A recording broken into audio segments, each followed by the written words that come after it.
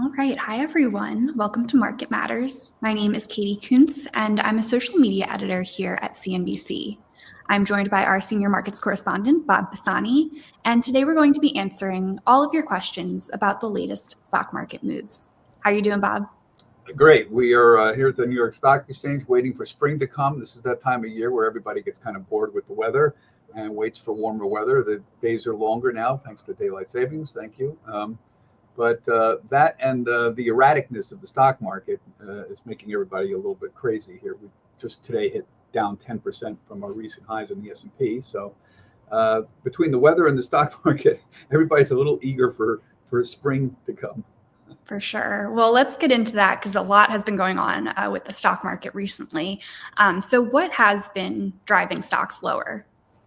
Well, the problem is that there's a sort of stew of things that are happening. So there's what you call Washington headline risk.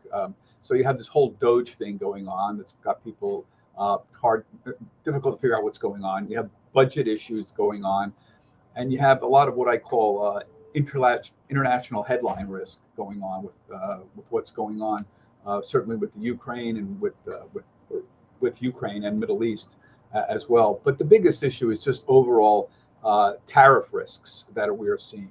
You see all of these different ones: Canada, Mexico, China risk going on, and really nobody knows exactly what's going on from one day to the other, and that's really a problem. We have issues with growth slowdown. Whether we're out there, we've had issues in the past with inflation and whether or not this Federal Reserve is going to have rate cuts. So if you want to put it in one simple sentence, the reason the stock market's having a lot of problems is it can't decide whether we're in a garden variety slowdown or a recession. Right now, the S&P is 10% off of its recent highs. That's a garden variety correction. That happens because of two things. First is you have very high valuations. So the stock market was trading for the S&P was trading for 22 times forward earnings going in. Those of you who don't know, this is a PE level. It's called a multiple. And it's how much you're willing to pay for a future stream of earnings. So you're paying 22 times the future stream of earnings for the S&P 500. And historically, it's typically around 17 or 18%. That's 17 or 18. So when this is happening, when you have a high multiple, it means the market is anticipating that earnings are going to increase throughout the year. Well, that's a little bit at risk right now. So that's a problem. So is this a slowdown or is it a recession? In a slowdown, the reason is a market we're in its tizzy is the tariffs could be the agent that sort of tips the economy into a recession. Now, a slowdown is very different from a recession. Because for stocks, there's a big difference between a slowdown and a recession. In a slowdown, you have growth declining, slowing down, but the economy doesn't shrink. But in a recession, the economy shrinks. In fact, by definition, in a recession, you get two quarters of negative GDP growth. So what happens is the stock market reacts very differently here. So when you have a slowdown, there are many stocks that can do very well in a slowdown. So consumer staple stocks and healthcare stocks, what's called defensive stocks, can do well. But you also have circumstances where technology stocks can also go up in a slowdown. It depends on how severe the slowdown is. However, if you go into a recession, it's very different. In a recession, almost everything is flat to down. Consumer staples might be flattish, but they're not necessarily going to be up. Healthcare might be flattish. It's not going to go up. But things that are growth oriented, like technology stocks, in a recession, they all go down. Now, how much? It depends on what recession you're talking about. But 20 to 25% declines in technology stocks would be very typical. And we've had declines of 50% or more in the worst ones in 2000, for example. So this is why the stock market's in a tizzy. What are we in? Are we in a slowdown that's caused by high valuations and just a little bit of a slowing consumer? That would be perfectly normal. Or are we in some kind of deeper situation of recession? And that's why these tariffs become very important, because they can be the sauce that kicks you over potentially into a recession. We just don't know. That's the problem, and that uncertainty is what's causing these kinds of gyrations you're seeing in the stock market. So given that uncertainty, Bob, what can investors do to manage their portfolios during this volatility? Well, what you could do is don't try to trade your way out of anything. I mean, listen to the experts we have on. If you think, oh, now I can't, I can't go on a vacation or I can't do anything, you're going to be paralyzed the rest of your life. What you need to do is have a plan. If you're 30 years old, you need to have a plan that I'm going to keep saving this amount of money no matter what. With the market down, I can buy more. What you really do need to understand is none of this is going to matter a few years from now.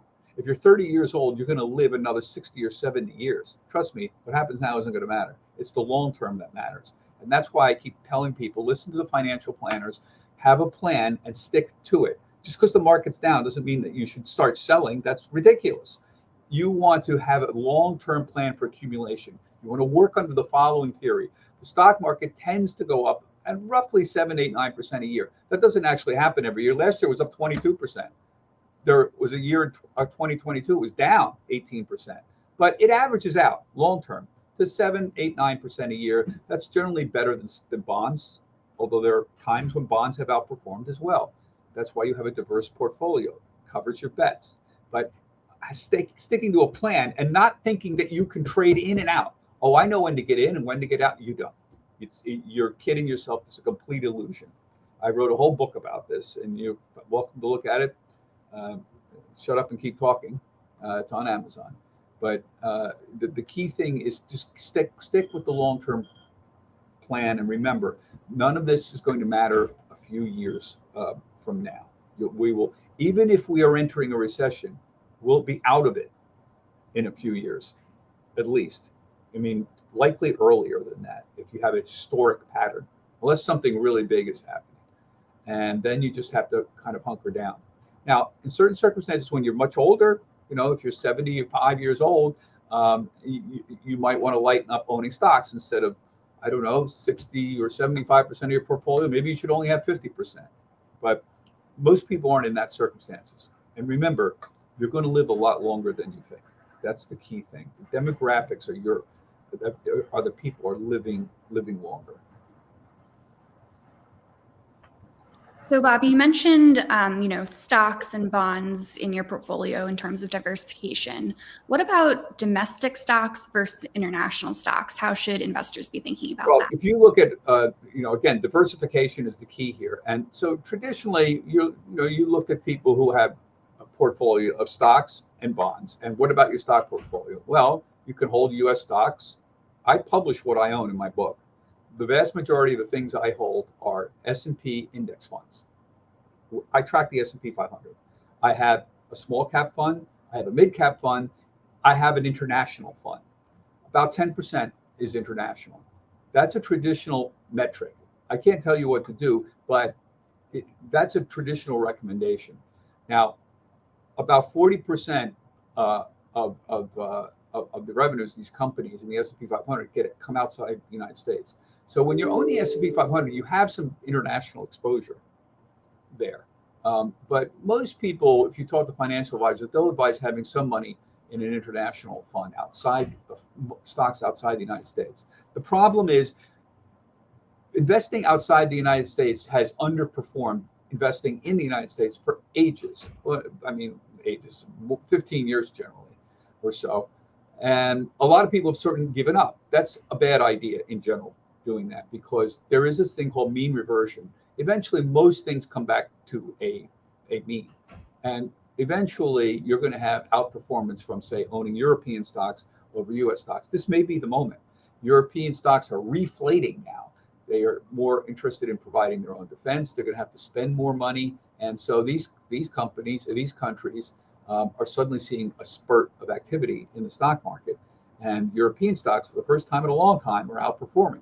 Suddenly, it's getting a lot of interest. I don't anticipate huge amounts of money going into it because people are so used to not doing anything in this international space that they're probably going to miss the rally. This is, again, goes to the importance of having a diversified portfolio. You think you know what to do. You think you know when to go in and out of the stock market, and you're a genius. You're not. And it's time in the market, not timing the market, that matters. And you want to just stay with the plan. I published my plan. It's in the book. I own 75% stocks, 20% bonds, 5% money market fund.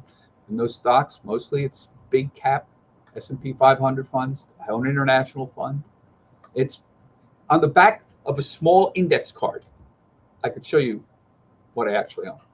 And it's no different than a lot of other people who own index funds and want to stay with the market and not try to time the market. So that's my advice. I would keep a small amount. Again, I use 10%. That's just me in international. And this is the year that's actually outperforming. So Bob, tariffs have been in the news a lot recently. Do you think that stock market pressure will force President Trump to back off of his tariff plans? Well, not yet. And we don't know. What the market is saying, the stock market is saying, is that it believes tariffs are inflationary and a drag on earnings. Now, President Trump may disagree with that, but I just look at the stock market, and my job is to say, what is the stock market saying here? Remember, one of my rules in the stock, this is in the book too, don't yell at the stock market. Don't tell it, oh, you guys are wrong. This is the way things should be. I don't do that. I just look at the stock market and how it's acting. I say, why is it acting this way? It's acting this way because it doesn't want tariffs. It thinks tariffs are bad. Now you can say, well, they're wrong. Well, fine. But that's what the stock market's saying. And right now, that's causing a lot of problems. Now, will the president change his mind? I don't know. What's maddening is that all of this could change with a tweet. I mean, doesn't that make you a little nuts? I've been joking for 2 weeks that covering this market in this condition is like having a bowling alley installed in your brain. Every day it's like a strike and your brain gets scrambled. That's the market's acting exactly like that. So you can disagree with what you think the effects of tariffs are, but the market definitely has an opinion and it's voting. So Bob, back to what we were kind of talking about in the beginning, if there is a potential recession coming, is there anything that investors can do to prepare for that? Again, I get to that. I'm sorry to sound like a broken record. The idea of a long-term plan. Recessions are a fairly common occurrence in the history of the United States. There are expansions and contractions in the business cycle, and there's subsectors within these expansion and contraction cycles. So all you can do is do not assume that you know when to buy or sell anything. It's the long-term planning. Now, I know we have people on our air all the time who talk about buying and selling and market timing, and you are free to follow all of those people if you'd like. The long-term evidence, the macro evidence, the academic evidence is that almost nobody knows how to time the markets properly. It is a very difficult game to play. People want to do it because they have this belief that somehow they have some intuition nobody else has. They have some piece of information. They actually, when you ask them, they have no piece of information that nobody else has. Nobody does. What they have is a hunch. So people go on these hunches they have. Hunches are a very bad way to do investing, because what happens to hunches is they become subject to biases in your head. You have, for example, a bias, an overconfidence bias. You think you know something people don't, and you don't. You have recency bias. You see something that just happened, like in the last few weeks, tariffs have been affecting things. So you think that this is going to affect the market forever, but it's not. You have a bias in your head. In my book, I list dozens of these biases. This is very well studied. And these hunches that you have are based on biases that are in your head that are not going to help you be a better investor. I know that's kind of a shock to a lot of people, but it's true.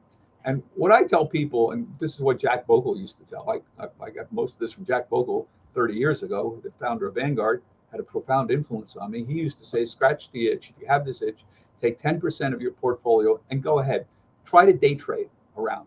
If you know how to do a profit and loss statement, you're going to find out you're not going to outperform the market. You won't. If you know how to do this right. The problem is people lie to themselves. People don't know how to evaluate their real profit and losses, and they make stuff up. People think that they're a better driver than they are. People think that they're, a better teacher than they actually are. People are overconfident in their own abilities. But if you are really interested in doing it, take 90% and put it in stable index funds, passive investments, and take the other 10% and go ahead, trade around if you want. And that'll help scratch that itch. That's a Jack Bogle phrase. That, at least that attitude, 90% index funds, 10% go ahead, trade around the edges, that'll satisfy your itch without destroying your portfolio. That's what I've been doing. And that's what I see people do who really want to trade a lot successfully. They don't blow themselves up, but they still get to do a little trading. Yeah, that makes a lot of sense. Thanks, Bob. So our last question for today, what was your favorite interview of all time and why? Oh, gosh. I know you've talked to a lot of people. Well, again, it's in my book, there's a bunch of interviews. The publisher of the book wanted me to talk about celebrities that I had talked to. And I put a bunch of them in there. I talked about being with Aretha Franklin and Robert Downey Jr. And one of the most interesting discussions I ever had, and it wasn't even actually an on-air interview, was with Barry Manilow. Barry Manilow was a very famous entertainer, and I don't know, almost 15 years ago, no, almost 10 years ago, not 15, but he came down on the floor and he was selling a new album that came out. And one of the things you do with famous people, particularly people in the entertainment industry, is try to find out, if you want to interest them, find out what truly motivates them. And generally what I have found out is it's not the current product they're pushing. Usually these people are interested in talking about their career in general or about some other aspect. Some people want to talk about current events, but most people are interested in their career. And Barry Manilow had a new album out, but I walked up to him and he had just come off an interview my colleague had done, and he was standing there alone just staring at the NYSE. And I walked up to him and said, "So, Mr. Manilow, I'm Bob Pisani from CNBC. And I heard you were a jingle writer, an advertising writer." He said, "Oh yeah, in the 1970s." And he said, "Well, so I heard you wrote the famous jingle, 'Like a Good Neighbor, State Farm is there,' the State Farm jingle." I said, "Yep, I did. I wrote that." He said, "I got $500 for it." And he said, I've never regretted selling it. It became famous. And he said he did other ones like the Band-Aid commercial. That I think this is kind of cool. Barry Manilow was like, telling me about songs he wrote, jingles that he wrote. And then I said, it's amazing. You just have this album out and you just sold out one of the big arenas in New York, like 15,000 seats. I said, "You haven't had big hits in years, but you still have this huge fan base. How do you do that?" And he said, "Well, back in the 70s, I started getting famous. I had a lot of hits in the 70s and a good part of the 80s. And what happened was I still kept doing things. I kept putting out albums, but I didn't have as many big hits.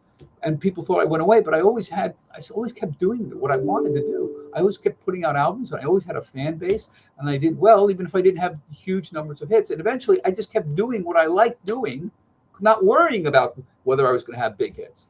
And eventually I stuck to it so long, people started calling me a legend." and you come back again. And I kept thinking about it. Said, this is a very interesting perspective on fame and longevity from Barry Manilow. I mean, I was not a Barry Manilow fan. I'm a Led Zeppelin fan. I'm an old rock and roller. So it's not like I'm going to go Google eyes over Barry Manilow. But he had a very, I thought, philosophical perspective on fame. And what he was sort of saying is, if you stay at something long enough, and don't worry about whether or not you're going to keep being famous. Worry about whether you really like what you're doing. Do you care about it? And if you do, what happens is you come out on the other side and suddenly you've been here for a long time and people start referring to you as a legend.